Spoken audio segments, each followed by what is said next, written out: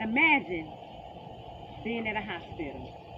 You're the charge nurse, and you hear a call come in on the CB radio, and it goes a little something like this. HL Union, EMS 9, bringing in a Caucasian male, age 31, involved in a head-on collision, ejected 200 feet from the vehicle through the front windshield. Male was found lying beside a tree. Patient has multiple lacerations. Listed him as critical condition. And he has a tree branch embedded in the upper left quadrant with bleeding pouring heavily from the wound. Vitals are blood pressure 70 over 80, oxygen concentration at 92%, and heart rate at 142. Estimated time of arrival, 6 minutes. Patient will need blood upon arrival. Negative EMS 9. This is Charge Nurse Latanya. We have no blood at this facility. I repeat, negative EMS 9. We have no blood at this facility. Imagine that could be your family member that needs that blood. They're at the nearest hospital from the scene, which is only a few miles away. But because the hospital is not equipped enough with that much blood, the next hospital closest enough to have the amount of blood that the patient needs is a 4-hour drive away. Today I am here to talk to you about becoming a blood donor. Today I will be desperately begging you to help with the blood shortage that is wreaking havoc across our country. I myself have been a blood donor well over 20 years, and I also carry the sickle cell trait within my blood, so not everyone can get my blood. I am AB positive, but the only patients or people that can get my blood also have to have the sickle cell trait. Become a blood donor and join the fight. Blood donation is at an all-time high. During the global pandemic, which was COVID-19, blood was needed for transfusions daily. With releasing more blood than receiving, blood became critical need. Blood donation is an act of kindness that is selfless and satisfying. Despite the actions of many donors, there are still not enough individuals willing to give a little part, just a little part, of themselves to someone else. Next, we will discuss our main points. My first main point will be the critical need for blood. The main reasons why we need blood for blood transfusions would be for surgery, for transfusions, for accidents, for blood disorders. Those blood disorders could be cancer like leukemia. Those accidents could be one that I just described, like a head-on collision.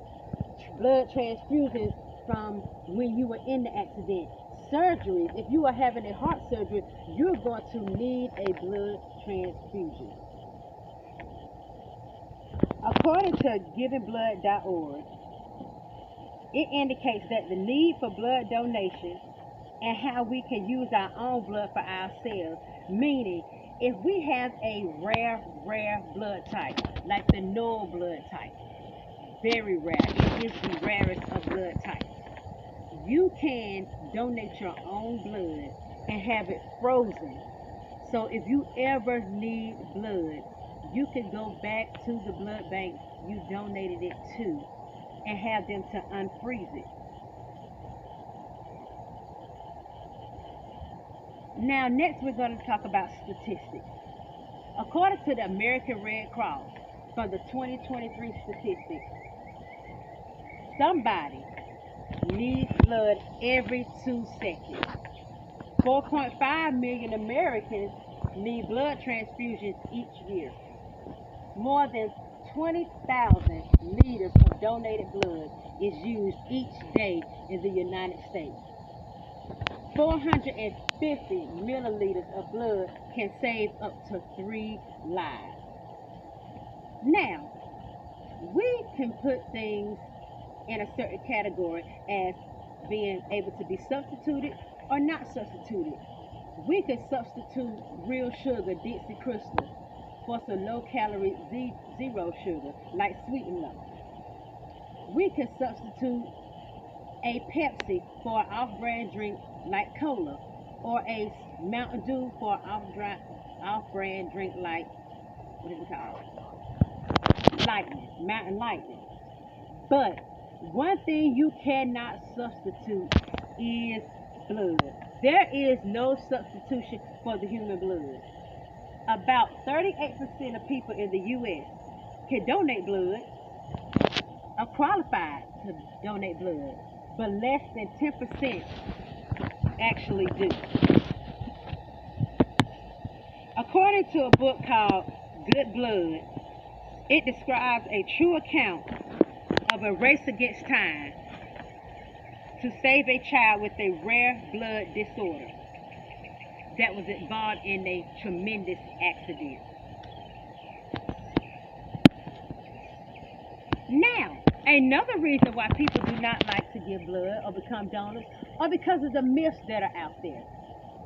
One myth is that if you take the flu shot, you cannot give blood. That is not true. Back in the early 90s, the flu shot was the actual live virus. Then they changed it to the synthetic virus. Now, the flu shot is just a dead virus. Another myth is that there are a lot of blood donors. There are not a lot of blood donors, because if they were, even going through the pandemic, we would not be in such a critical shortage of blood. It's also said that people with high cholesterol cannot donate. That's not true. As long as you are controlling your high cholesterol with medication, you are absolutely fine. One of the top myths why people do not want to give blood is because they say that the equipment used to give blood is not clean. Not true at all again.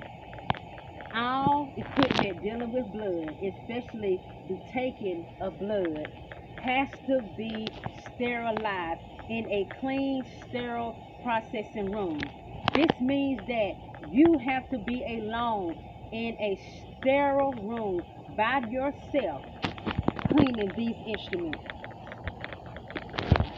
Infection, Prevent, and Control is the title of an infomercial. It provides us with steps to maintain, clean, and sterilize equipment to limit cross-contamination. So now let's talk about some of the effects of the blood shortage.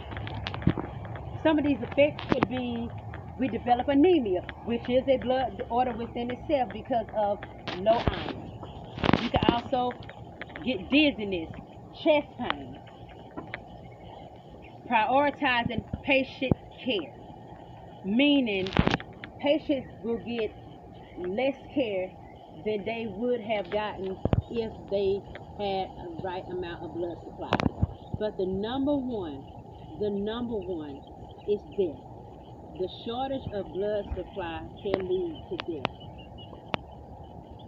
Now let's talk about satisfaction and solution.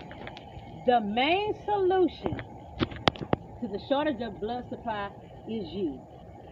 You taking that step, taking that leap of faith, going in to have your blood taken. It's nothing but a thing, just a simple needle prick. Now, the average person, it takes between 15 to 20 minutes to give a pint of blood. Me, on the other hand, I have very good veins. It takes me between 2.5 to 3 minutes to give blood. I am in and out. But in order to give blood, you have to go through a screening process. You have to go in, you have to register. You have to have your blood pressure checked, your hemoglobin checked, your iron level checked. Then it's time for you to donate. Once you donate, or while you're donating, you're given refreshments, something to snack on as far as chips, cookies, crackers, and even a hydrated drink. So I would expect you now, after all these things that I have said, for you to urgently make an appointment for blood donation. According to the American Red Cross, you can go on their website and look up where the local centers will be having blood, or just to be riding down the road and you can see the little red bus. That little red bus, you can walk right on it, do your screening. If you pass everything, bam, bam, boom, you can start giving blood. In conclusion,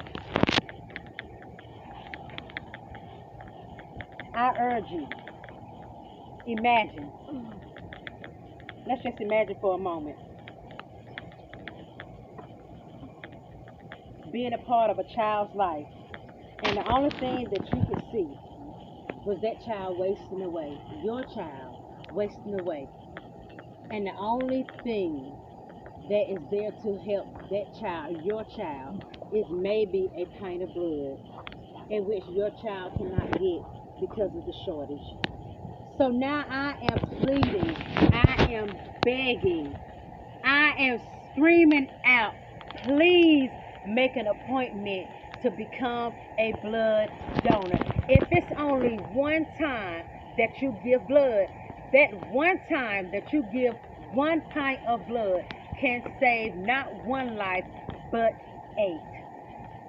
Become a blood donor. All we have to do now, there's a blood shortage. Just roll up your sleeves and let's give blood. Thank you.